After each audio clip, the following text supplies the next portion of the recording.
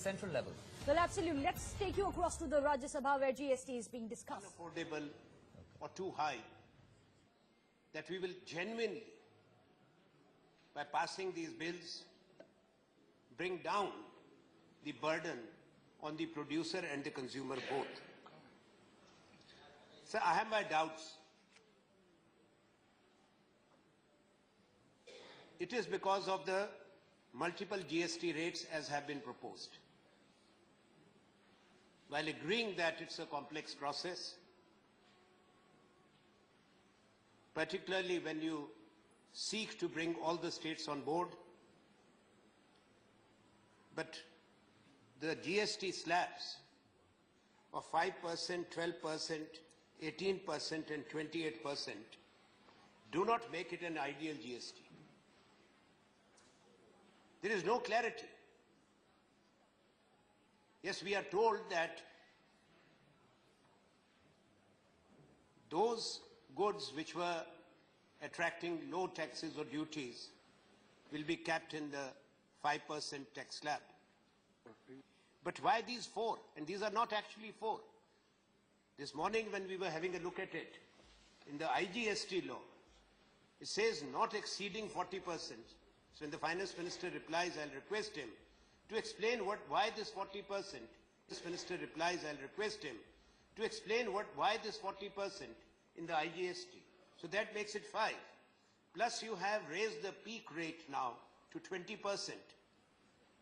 How that will operate, how it will affect,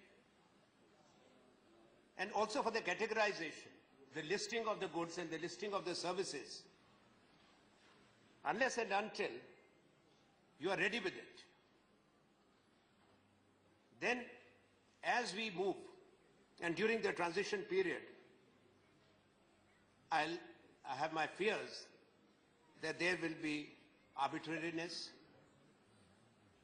It should be non-discretionary.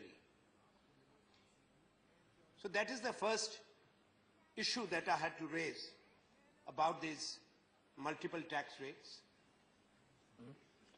and how it will impact the overall GST rates in this country, given the exemptions and the exclusions that we have.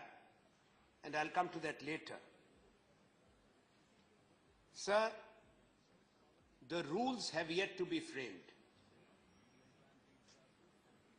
The GST Council had recommended the laws, the Lok Sabha has approved, but unless and until we have the lists, the different category of goods attracting different GST rates ready in public domain, which is acceptable, it will lead to implementation or compliance problems. And the rule should be clear. The industry must know, the states must know, the taxpayer must know what are the rules and when will you be ready with the rules. The government is keen to implement it by 1st of July. There's hardly any time left now. And why I'm saying so? Because you just formed some working groups on health, banking, insurance. These are pan-Indian services. And those working groups are going to give their reports. They have been asked to give their reports in 2 weeks. So by the 10th of April, the reports will be with the government. Maybe you will be required to set up more working groups. So all this work is yet to be done. And that's why the concerns about the preparedness to implement, that too in the midst of a financial year, because it will be, by the time it gets implemented, it will be almost the middle of the present financial year. I'm sure that the government would have taken all this into consideration and not create a situation that will open up avenues for discretion, interpretations, misinterpretations, and disputes.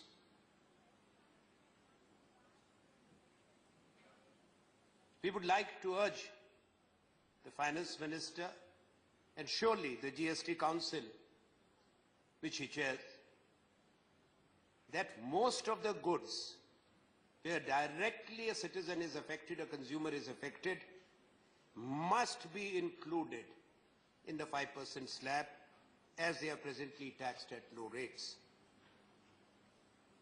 And you should resist the temptation, as the suggestions have been made by some sections, to bring the maximum number of goods and services in the model GST rate of 18%. That should be resisted. That will be highly inflationary. लोगों पर बोझ पड़ेगा, उपभोक्ता पर भी, उद्योग पर भी. वो ना करे तो बेहतर होगा. और जब आप अपना उत्तर दें इस पे स्पष्टीकरण दें. कहा यही गया है कि अगर 2 जीएसटी रेट होते तो अच्छा होता, 2 या 3. जितने ज्यादा हुए हैं उससे ज्यादा गफलत होगी, ज्यादा नुकसान होगा, और इसको अमल में लाने में आपको शायद प्रशासन को भी केंद्र के और राज्यों के उतना ही कष्ट होगा, बराबरी का. ये सही है कि जब कोई बड़ा कदम उठता है तो उसमें इस तरह की दिक्कत और परेशानियां जरूर आती हैं.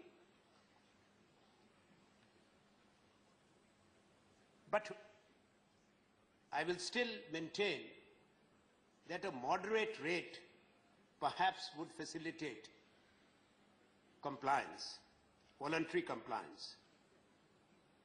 And the Finance Minister will agree that the best must not become the enemy of the good. That's why the concerns that we have, that whether you have gone for the best option or not. Mr. Deputy Chairman, sir, there's also a concern about the cess. It lacks clarity. There are different cesses which will be proposed for each demerit goods, as we understand. Whether you will have one cess which will go towards a common fund to compensate for any revenue loss to the states, and what will finally be done with the cesses. Since you want one country, one tax,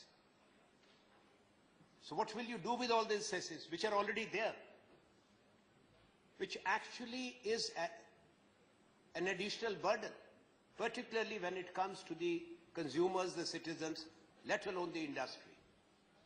In the last few years, we have seen increase in cesses, increase in service tax, which has adversely affected when it comes to the people, when it comes to the taxpayers.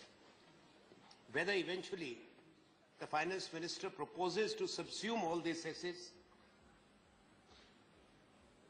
once the transition period is over, and do you have any proposal that after a particular defined period of time, you will reduce these multiple slabs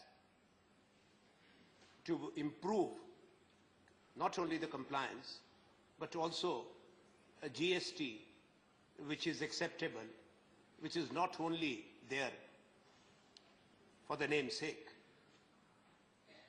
Why I'm saying so, sir?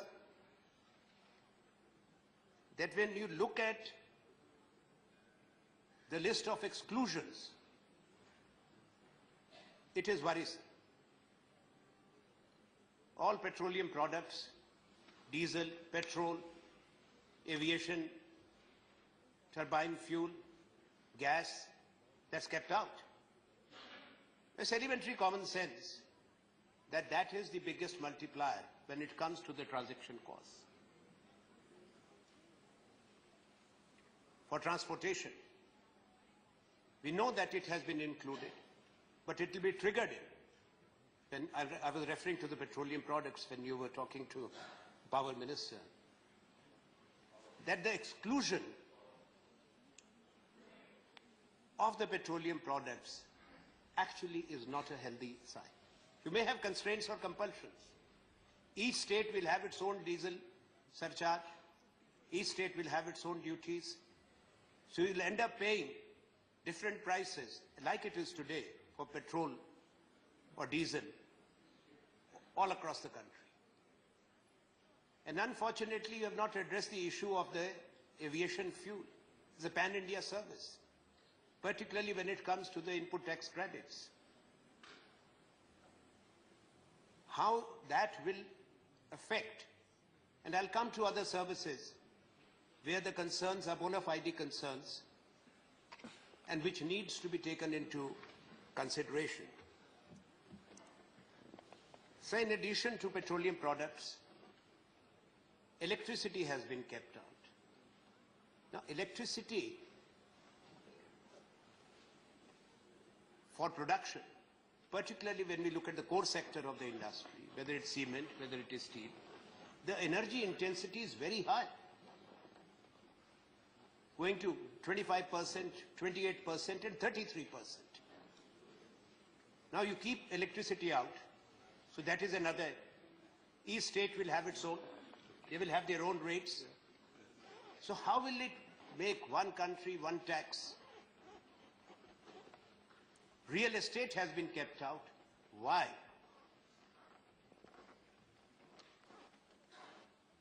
When you are fighting illegal transactions, black money, why real estate should not come in? Why real estate should go out? Because it's not going to be resulting in any revenue loss to any of the states. Revenue neutral when you want to vacate. And that's the objective. And that's the objective. And also alcohol. We understand the difficulties.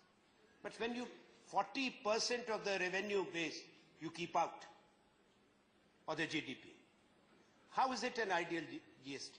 It's not. It's imperfect.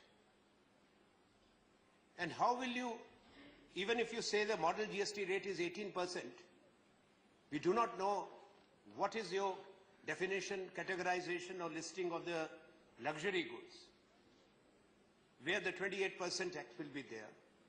And when you are looking at also one window of 40%, this will make perhaps our GST one of the highest GST rates in the world. This is a concern. So when we look at the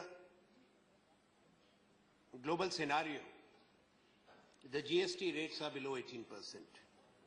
In the rich and the developed countries, they're less than 17%. All right. Congress are expressing its reservations on the GST bill in Rajya Sabha. But